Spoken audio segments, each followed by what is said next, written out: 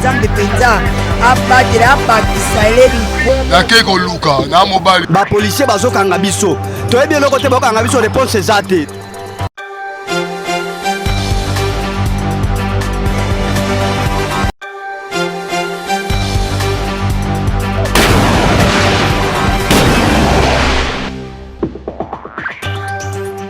Ngonga okoki ya kolanda magazine na bino Mag FM édition ya mokolo lelo yango ebandi mbote na bino.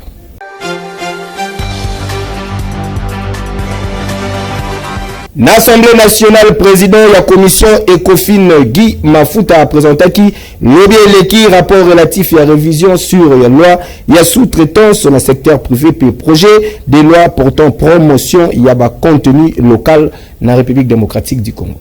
Bon, il faut d'abord dire que ce sont des projets extrêmement importants et je dirais même qu'ils relèvent d'un courage politique sans pareil. Parce que vous savez aujourd'hui le principe c'est quoi? Les investisseurs, les capitaux étrangers viennent au Congo travailler avec toutes les potentialités qu'il y a au Congo et à importer même la main d'œuvre au Congo alors que le Congolais lui-même n'arrive pas à tirer des dividendes de tout ce qu'il y a comme richesse, de tout ce qu'il y a comme possibilité économique dans son propre pays.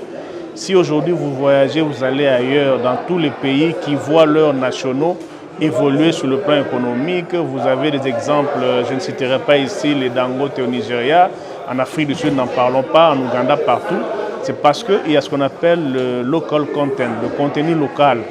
Au Congo, il y a la main-d'œuvre. Au Congo, il y a la possibilité de trouver des services. Au Congo, il y a également des capitaux. Et donc, ces deux projets de loi, qui sont pratiquement de même nature, visent à permettre à tout Congolais d'accéder sur le plan économique aux dividendes de son pays en tant qu'entrepreneur dans la sous-traitance et également recourir à ce que le Congolais, lui également, produit au Congo. Il est anormal que certains services, pour certains services, que seuls les expatriés puissent les exécuter. Le petit commerce, la sous-traitance, les Congolais peuvent également apporter quelque chose. Et j'ai particulièrement apprécié un amendement porté par un collègue Fonchi qui voudrait que les marchés publics, pour les marchés publics, qu'on réserve un quota, il a même précisé 51% pour les Congolais. Il est anormal que les fonds publics, quand une entreprise d'économie, une entreprise publique lance un marché, qu'il n'y ait que des expatriés qui gagnent tous les marchés. Les fonds sont congolais. Il faudrait qu'il y ait un quota pour les entreprises à capitaux congolais qui puissent gagner ce marché. Ce n'est que comme ça que le chef de l'État va atteindre son objectif de créer des vrais millionnaires. On ne peut pas concevoir qu'une entreprise étrangère vienne ici, travailler sur le sol congolais, importer la main-d'œuvre étrangère, alors que les Congolais sont à la maison, ils n'ont pas de travail. Les Congolais peuvent travailler. Les Congolais peuvent aussi offrir des biens. Ils peuvent aussi offrir des services. Et donc, il faut un cadre juridique qui puisse promouvoir ces entreprises congolaises. Quoique faible, mais il faut maintenant aller un peu plus loin. Voir le côté formation, voir le côté transfert des technologies. Comment outiller ces entreprises congolaises de sorte qu'ils soient compétitifs, capables également de travailler, de booster l'économie, de produire dans leur pays. D'abord, la précision de certains termes. Vous l'avez suivi, c'est une loi qui a été votée, mais qui souffrait de l'application, de son applicabilité, parce que beaucoup de termes étaient confus. Là, nous avons eu vraiment à préciser la clarté, la cohérence, que dit ce terme. Et nous avons mis un accent en particulier sur la sanction. Vous savez, une loi sans sanction n'en est pas une. Là, la récidive est une sanction, est un comportement puni sévèrement. On ne peut pas comprendre qu'une entreprise qui embrasse, qui cumule des milliards de dollars, qu'il y ait des sanctions du genre 1 million de francs congolais. Ils vont violer la loi parce que 1 million de francs congolais, c'est rien par rapport aux millions de dollars qu'ils font en termes de bénéfices.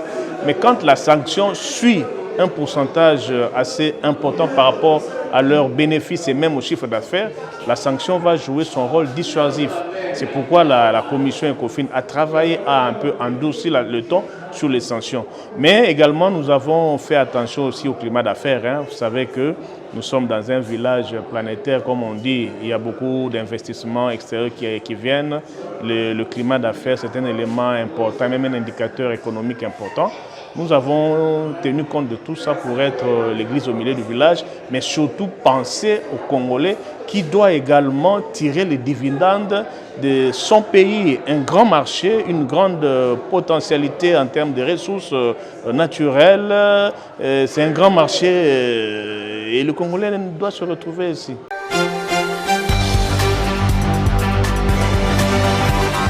Assainissement na province ya Luala Besengeli Bake, directeur provincial Arsène Ndandoula, monsieur propre à Salaki Descente, na terrain Lobiliki.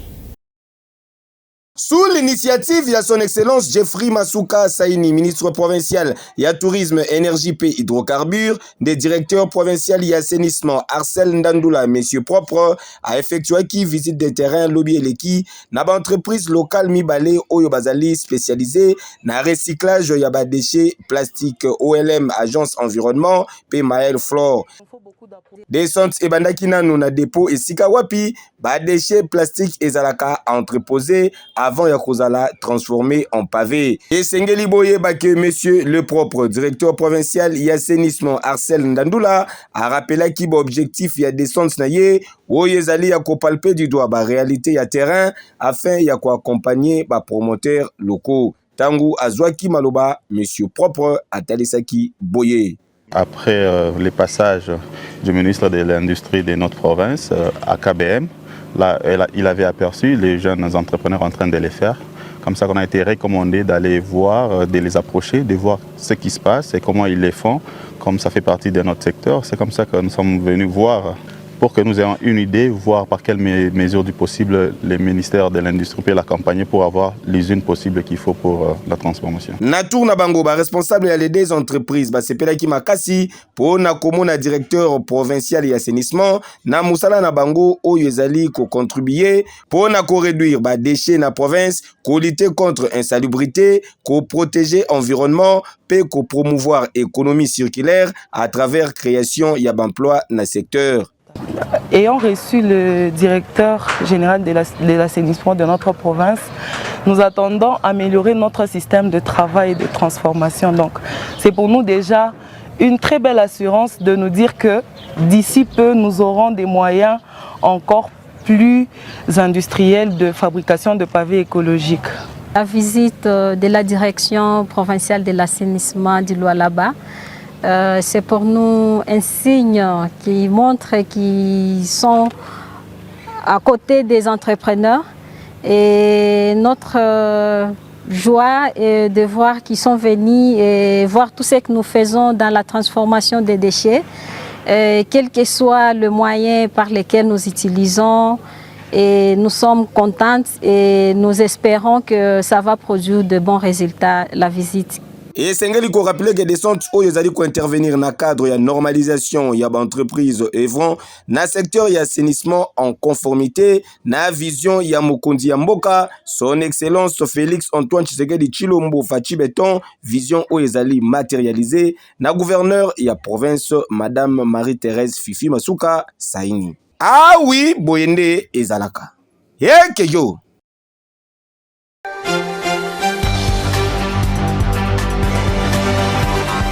Naïdepes Tshisekedi, secrétaire général adjoint Deyo Bizibou Balola, l'homme de la paix, Azali ko poursuivre la série d'audiences naïe en vue à consolidation, il y a unité, paix, cohésion au sein et à parti. Atikala toujours à l'écoute ya base naïe pe fidèle na mission naïe ya cohésion interne. Secrétaire général ya UDPS Tshisekedi Deyo Bizibou azali ko poursuivre sans relâche l'audience na permanence ya parti loyeleki ayambaki na bureau naïe ya musala plusieurs délégations ya ba combattants pe cadre ya parti. Parmi Bango, importante délégation et Outaki na province ya Congo central, déterminé ya ko réaffirmer engagement na Bango, Nasima ya Baideo, ya UDPS Tshisekedi. Nous sommes la délégation de la Fédération de Madimba Congo central et nous avons été reçus par le CGA de Bizibou avec qui nous avons partagé notre joie parfaite pour cette rencontre et pour l'unité du parti. L'UDPS est une et indivisible. Nous sommes derrière l'idéologie. C'est cette idéologie qui fait de nous une force. Et cette idéologie est concrétisée à travers la hiérarchie du parti. Entre autres, l'autorité de référence, le CG et le CGA avec toute son équipe. Et voilà pourquoi nous sommes là, nous devons normalement soutenir. Si nous voulons la victoire et si nous voulons périner au pouvoir, cette unité vaut la peine d'être soutenue. Juste après, secrétaire général adjoint ya UDPS Tshisekedi Deo Bizibu a s'entretenaki na caucus ya ba femme candidate ya UDPS Tshisekedi oyo ba memaki mémorandum autour ya changement ya constitution. Bango bayaki lisusu pona ko plaider na oyo etali participation na bango na ba instance décisionnelle. Biso tozali ba mama ya coalition des femmes congolaises pour la nouvelle république. Toza nesengo mingi parce que secrétaire général adjoint Deo Bizibu Balola ayoki vraiment idée ya ba mama pe apesi biso ba réponse oyo ke bakomeka kosolola na kati ya parti na hiérarchie ya parti na secrétaire général Augustin Kabuya ba meka kotala lolenge nini esengeli ba soutenir parce que tozali na ba toza kotala lolenge nini toza ko envisager ba activité minene parce que ba mama toza na besoin te to sensibiliser ba mama ba yeba pourquoi tozo telemela changement ya constitution donc to kotambola na ba province na ba commune pona ko sensibiliser ba mama donc toza vraiment très satisfait na réponse ya secrétaire général adjoint à la kibiso qui a kosolola na CG pona ko yeba lolenge nini ba ko soutenir ba mama pona ba démarche wana et sengeli boyeba que secrétaire général adjoint ya UDPS Tshisekedi Deo Bizibu Balola atikali très attentif pona koyoka ba priorité ya base na droite ligne ya ba orientation ya haute autorité de référence ya parti ya ngonde azali ko multiplier ba échange pona ko consolider unité, ko renforcer discipline interne, pe ko maintenir mobilisation ya ba combattants pe combattantes ya UDPS Tshisekedi. Eh kejo.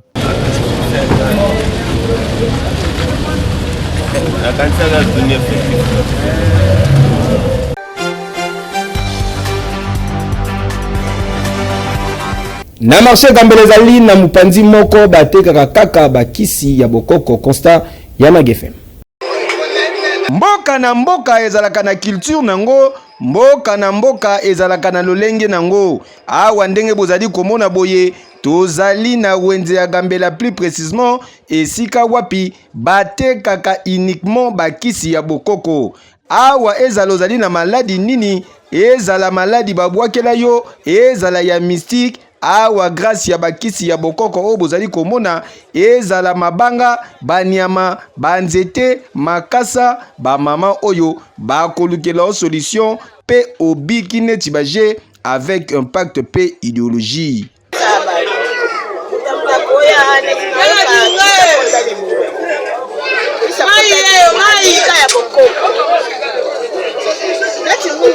Baba Parusa alikisa mbele mama bobe alikini mchokoti so sokolia mai otumbie na moto komi kusi sasa na mafuta sote mafuta ale abaki les samtu eza pe sala mabele ndio kisa kubaka nazama modela usali soto lokola namba kiso ne na mamboka babako badamboka soba ye ela biso no bokoko za itile sumbaka netinga mingi batu bayaka na banzete soki baye neti nzete oyo toza na ngongoli nombre na bisaka tokisaka donc toza na bakisi ebele mpenza eza important moto soki aya wao azwaka solution te akosolution kisi elutaka nzela bangala so elutaka na Congo central Miso utaka na bazamba ya bakingasa na suka. Toyambaka bato ebele bayelaka biso. Conscient en existence ya médecine moderne, kasi batalisi ke oyo bango basalaka ezali héritage oyo bakoko batikela bango. Bakosa na maladi ya mbasu batinde na ndelete batindeka na bokoko mbasu batretango ka na bokoko mpese batretango ka na bokoko mambo ebeleka mingi etala pena bokoko mono te na mondele boye esimbi te batindi kaka na bokoko nde totreta na batindi bandima bokoko te bokoko bakosaka bato bokoko basala te bokoko ezala bien makasi ezala kokute na taki ngana yamba baka ebele mama talanga nde naza me nanga bien nake ndako nalongi ndako nake mosala nakomi na mosala tala taki nasoma mosala nakoyi te na super te ta likolo tala moto likolo fimbi tous ezani bataki ngana mayele nanga nzambe apesanga asuka biloko na biso toteka ya bokoko nasalele bakisi napesi abako na likolo mosusu abandi kolia yango akolia kimia mpe ekoti na nzoto pene dernièrement motunga ote kobenganga bapoisonne mwana ye asisi kozakamena azakamena ataka na kupe nango tabia eza poison kotebe eza poison okana ye mpe mayele nzambe apesanga swabo nasalise mamo test ya poison sala boye vraiment asisika ntuka ndenge olobi net eza poison esali penda boye swabo kana bino biloko na bisa bokoko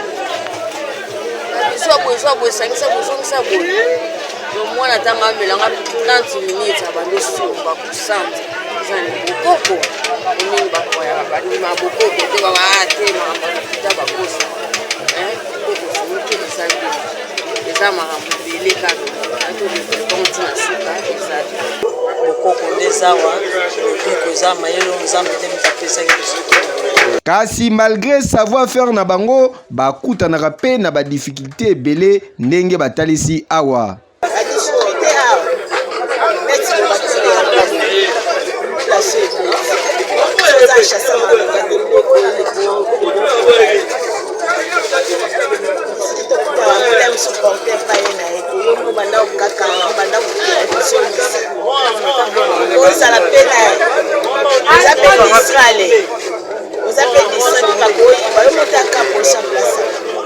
appelez des gens qui vous appelez ma faillite, on se bat dans le café, on est à témoin, on peut dire ça. Comment aux gens maintenant ma soie hier à ma soie des arabes à coco, ma tchatch, on est dans la soie des bleus, on a toujours la première de ma place.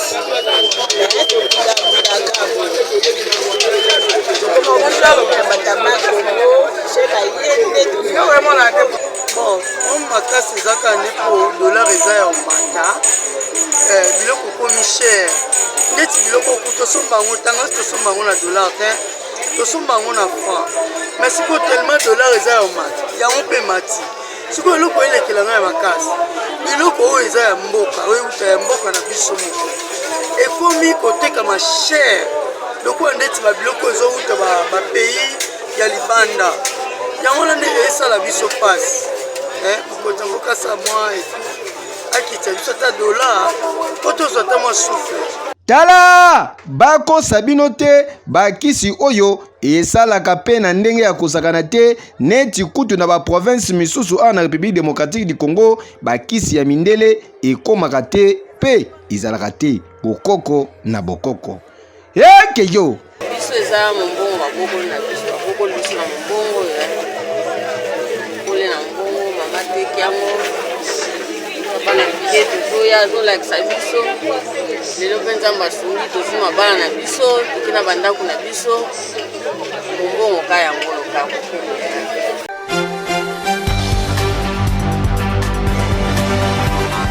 FM Prod pour la production ya événement na bino ezala mariage anniversaire conférence baza mobimba oyo wapi.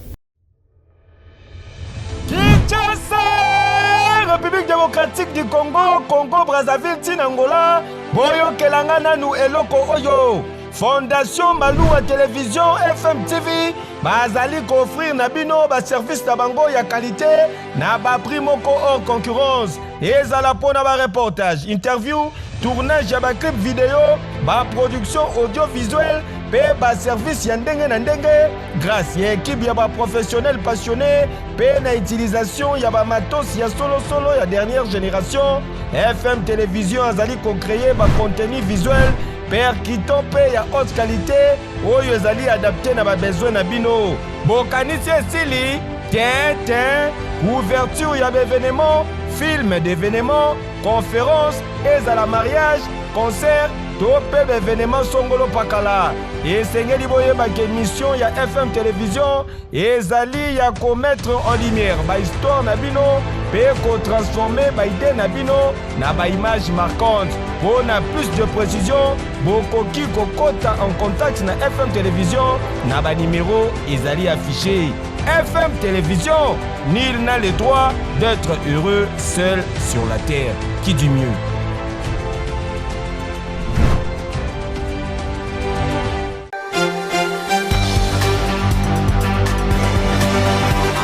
Bolimi Kinshasa ezala na bopeto kasi bo contacter Trash Pickup. Kinshasa ozalaka na République démocratique du Congo yokelanga nanu eloko oyo. Kaka ndenge na yebisaka bino ke assainissement ya ville province ya Kinshasa eza na solution ndenge pe ezali kosalama. Solution yango eza se na kombo moko Trash Pickup. Trash Pickup SRL entreprise ya mwana mboka Alain Bolela le Donald Trump congolais ezali na ba matériel ya solo pe ba personnel qualifié pour na assainir bandaku na bino, ba entreprise na bino, ba millennium sobovandi pe pour na évacuation ya ba déchets. Tout désormais ozalaka na ville province ya Kinshasa na konyoso ozwami fini ba makambu ya kotimola mabulu na kati ya mapangu fini ba makambu ya kobwaka matiti na balabala esi la pona libela makambu ya kobelelaka matiti poto moni biso nyonso makambu basali awa na Kinshasa non seulement ezali malamu te pour l'environnement na biso ba santé na biso kasi ezali pe kobebisa image ya mboka pe befort nyonso oyo bakonzi ya mboka bazali kofournir po na kozongisa Kinshasa na image dango ya kitoko kin label. Désormais bo contacter Trash Pickup. Banoko ozala na entreprise ONG centre de santé atabino batu ya ba supermarché ba particulier kuna na bandaku eza possible pe okoma partenaire ya Trash Pickup. Tala na bakonzi ya mboka gouverneur ya ville province ya Kinshasa ministre provincial ya environnement message ezali se moko bo soutenir initiative ya mwana mboka Alain Bolela na entreprise na ye Trash Pickup po ezali ko s'inscrire toujours na logique ya programme ya Kinshasa ezobonga. Trash Pickup suka na boule suka na idéologie. Hey yo. Oui.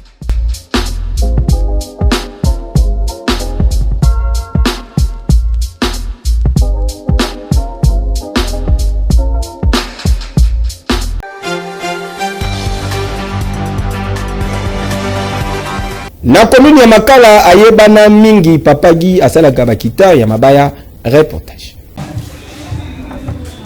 Musala ya zoba ezalaka te kufa soni komona pasi na bitambola na bango ba reporter ya magazine na bino bakutanaki lobi eleki na papagi tozali awa na commune ya Makala.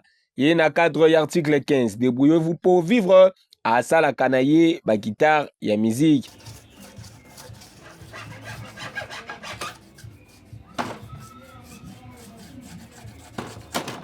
Kasi sengeli boye bake papagi abanda musala na ye depuis 2004 veut dire que a kokisi lelo 19 ans de carrière na musala na ye ndenge kaka salaka musala oyo yango nde permetaka ye azwa soin ya libota na ye yango nde permetaka na papagi azwa ba responsabilité na ye.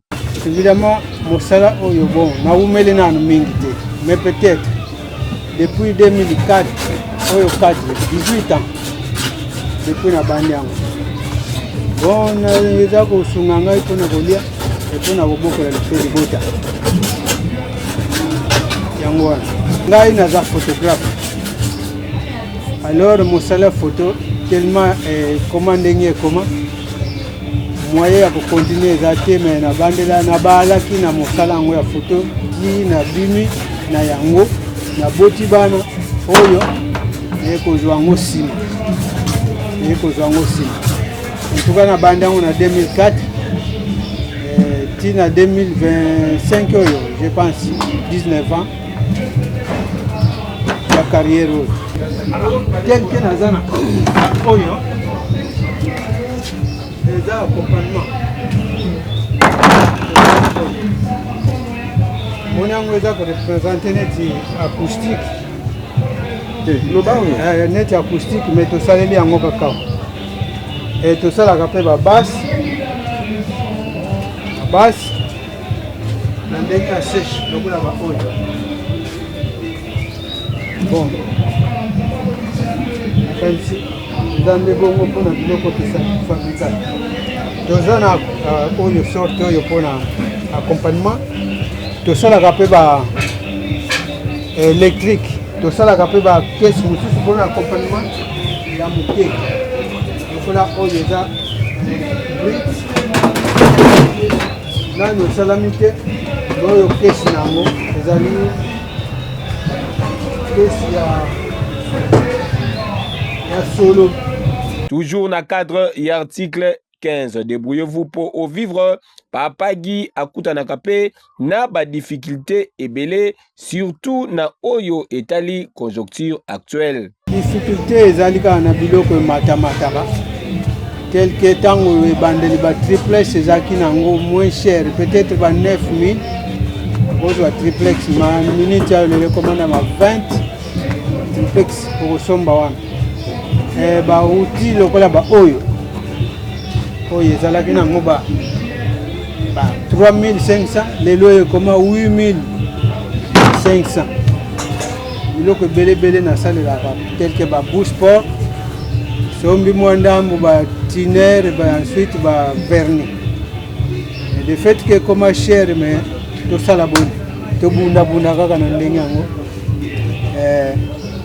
pokawa tozwa lobiko ya libota lokola papa malamu papa Guy a forma pe mwana na ye na kombo ya Kili na ye koyekola kosala guitar na misala misusu sala na banda depuis âge ya 10 ans papa kuma oyo benga ngani kolakisanga kosala na misala moko te biba air misusu pe classe de anjala donc sala mwanda ndambo na ya pesa bango conseil ba ya koyekola misala mpona kopara avenir na bango koyeba misala na bango na bakonzi ya mboka etali secteur ya ministère ya culture et art papa Guy atalisaki boye konza mboka tolobaka ntango nyonso développement ya mboka eyaka ya fois na technique mais soki lisungi eza na bakonzi et surtout na ministère ya culture art oye moto alandaka biloko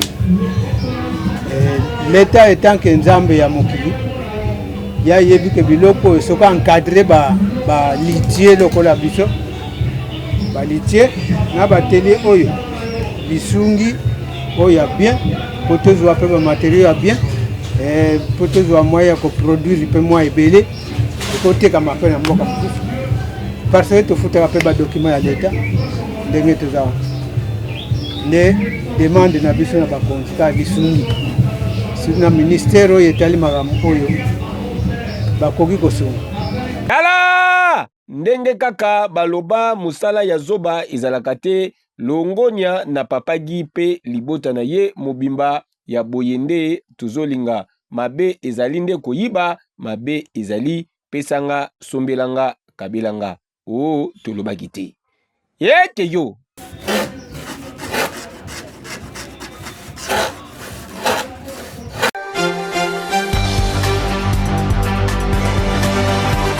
Championnat national après nul, il y a un but partout face à FC Céleste Sengelboye Baké, entraîneur, il y a AS Simba et Kose Mutombo à promettre que Makambo kozala mieux la saison ezali koya. Bon, c'était un match qu'on devait gagner. Bon, il y a une erreur défensive qu'on a encaissé l'égalisateur de Céleste. Bon, je crois que on va faire un effort pour le prochain match pour que ça soit bien. Bon, j'étais toujours chez Simba. Comme titulaire, bon, on a joué 2 matchs à Lubumbashi contre Mazembe Popo. Ce sont des matchs qu'on a bien joués, mais on n'a pas pu marquer. Bon, j'espère que prochainement, on va faire beaucoup de séances d'entraînement pour le tir au but. Pour que, je crois aujourd'hui, on a marqué le seul but qui a fait que l'équipe adverse a égalisé sur notre propre erreur de l'équipe. Merci. Okay.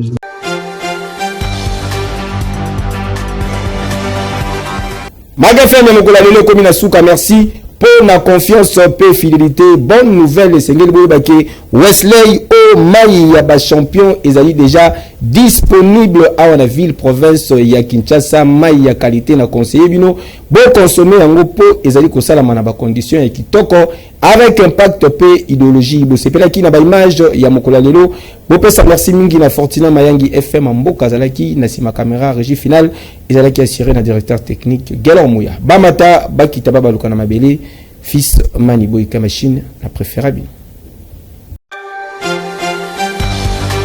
Zambe penza abatela bakisa elebi nake koluka na mobali ba policier bazokanga biso toyebi eloko te bakanga biso réponse ezate